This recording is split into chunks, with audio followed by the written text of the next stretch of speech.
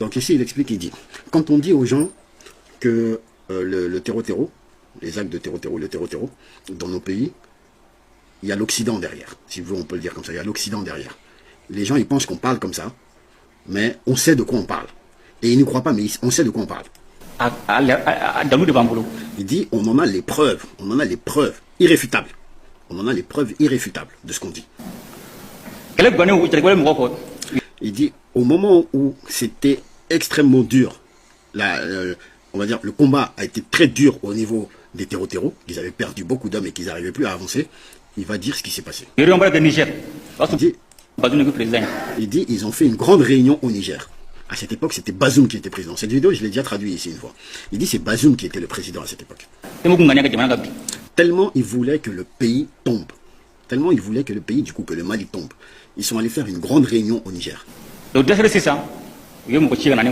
Donc, ayant échoué maintenant, ils m'ont envoyé quelqu'un.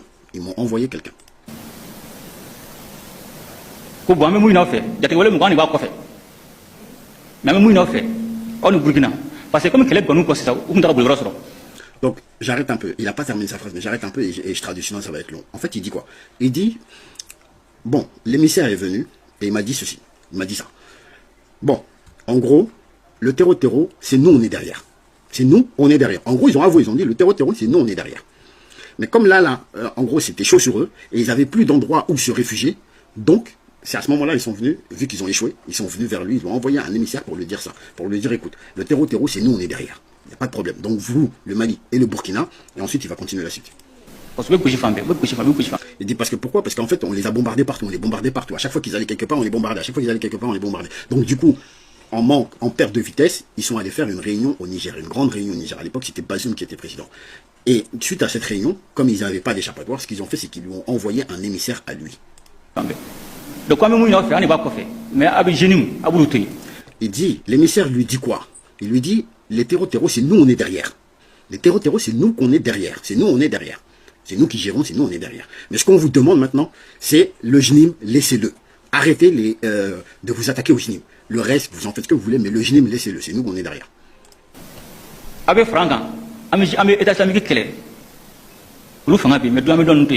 Donc, ce qu'on va faire, c'est que on va se réunir avec vous, on va combattre l'État islamique, on va combattre ensemble l'État islamique, mais le JNIM, vous laissez, sinon on est derrière, vous laissez ça de côté.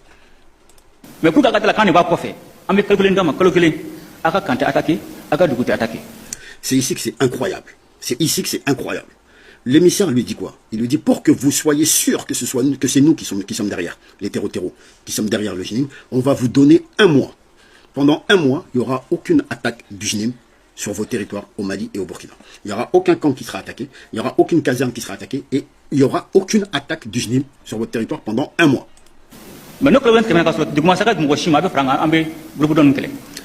Et il leur dit, et il lui dit, l'émissaire encore, il continue, il dit, mais si jamais pendant ce mois, il n'y a aucune attaque du JNIM contre vos casernes, contre vos camps, sur votre territoire, à la fin du mois, vous venez avec nous, on combat l'État islamique ensemble, et vous laissez le JNIM tranquille.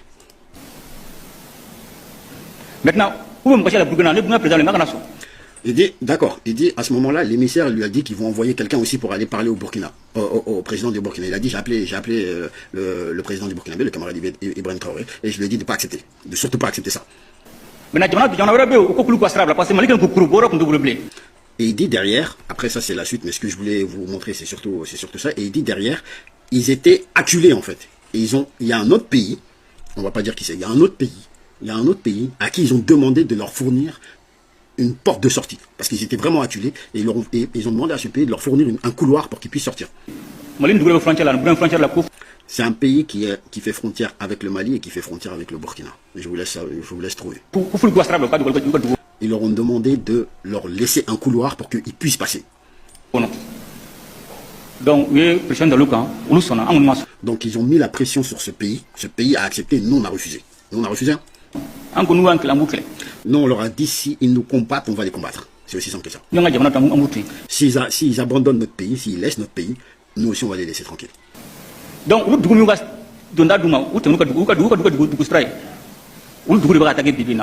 Donc il dit, les pays qui ont accepté de laisser les terreaux passer, leur donner un couloir pour qu'ils puissent passer, c'est ces pays qui sont attaqués aujourd'hui. Je sais que vous pensez à un pays, mais c'est pas celui-là. C'est pas celui-là. Mais je dirais pas lequel c'est.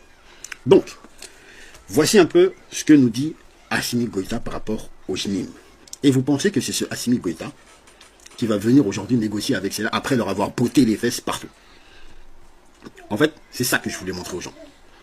Donc, c'est le petit stupide, j'ai dit, je répète, hein, c'est le petit stupide d'Emmanuel Macron qui a ouvert les yeux aux Africains. Petit stupide Emmanuel Macron qui a ouvert les yeux aux Africains.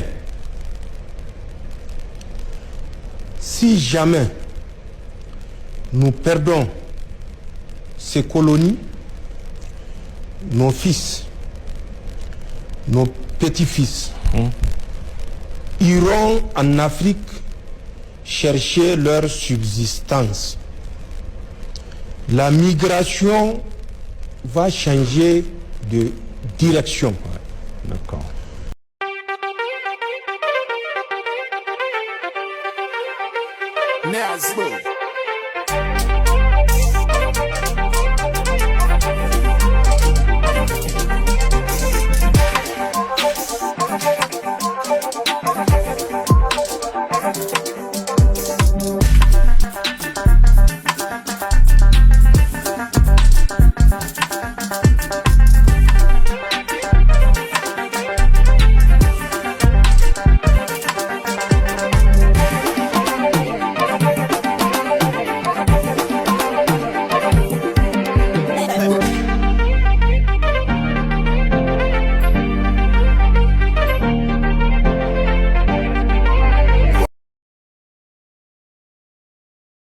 Avec l'AES, tout ce qui est court sera de court. On écoute très attentivement le meilleur diplomate de l'Afrique de l'Ouest en général et en particulier dans l'AES, M. Abdoulaye Diop. Écoutez, et puis je reviens. Les représentants de l'Afrique au Conseil de sécurité, quand les questions qui touchaient mon pays sont arrivées là-bas, je vous assure que les Africains votaient contre nous pour pouvoir nous imposer des sanctions, même pas sur des questions d'élection et autres, c'est sur des questions de gouvernance interne par rapport au processus de paix. Les Africains ne nous ont pas défendus.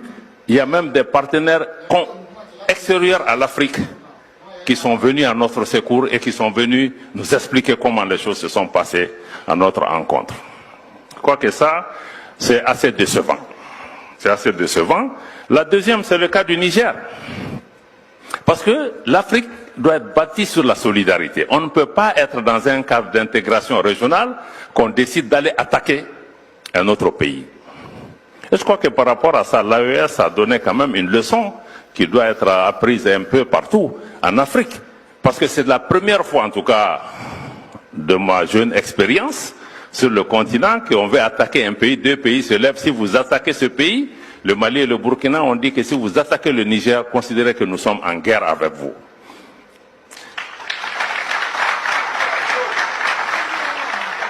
Vous vous imaginez si l'Afrique avait tenu le même discours quand on a voulu attaquer la Libye, qu'est-ce qui se serait passé?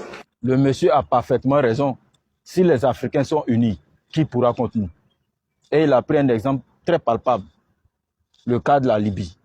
Moi aussi, j'ajoute le cas de la Côte d'Ivoire.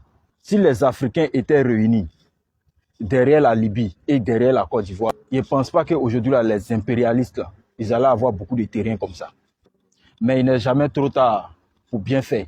Et je pense que les trois pays de l'AES sont en train de commencer quelque chose dont les Africains doivent s'inspirer pour qu'on puisse avancer, pour qu'on puisse aller de l'avant. Il ne faudrait pas que ce soit l'Africain qui lutte contre l'Africain pour les intérêts de l'impérialiste, pour les intérêts des Occidentaux. Pourquoi on fait ça? En tout cas, force aux pays de l'AES, c'est eux qui ont compris. Et grâce à eux, on est informé de tout ce qui se passe. Parce que tout ce qui est caché là, eux, ils font sortir ça, ils mettent ça à l'appréciation de tous les Africains. Merci, on en somme. C'est le petit stupide, j'ai dit, je répète, hein, c'est le petit stupide d'Emmanuel Macron qui a ouvert les yeux aux Africains. Petit stupide, Emmanuel Macron qui a ouvert les yeux aux Africains. Si jamais nous perdons ces colonies, nos fils, nos petits-fils iront en Afrique chercher leur subsistance. La migration va changer de direction. D'accord. Partage la vidéo et puis abonne-toi.